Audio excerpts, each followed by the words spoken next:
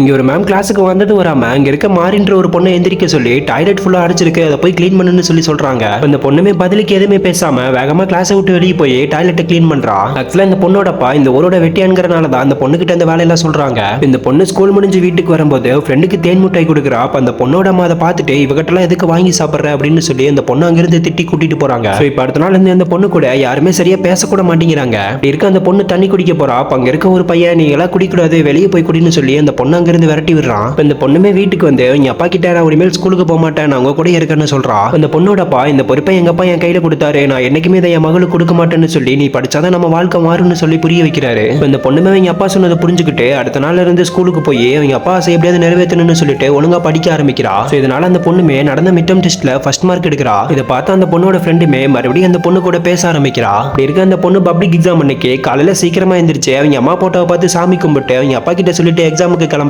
அப்ப அந்த பொண்ணு அவங்க அப்பா அசையாம படுத்துக்கிறத பார்த்துட்டு பக்கத்துல போய் எழுப்பி பாக்குறா. பார்த்தா அவர் இறந்து கிடக்குறாரு. இந்த பொண்ணுமே மனசை கல்லாக்கிக்கிட்டு அவங்க அப்பா அசை எப்படியாவது நிறைவேற்றணும்னு சொல்லிட்டு ஸ்கூலுக்கு போய் எக்ஸாம் அட்டன் பண்றா.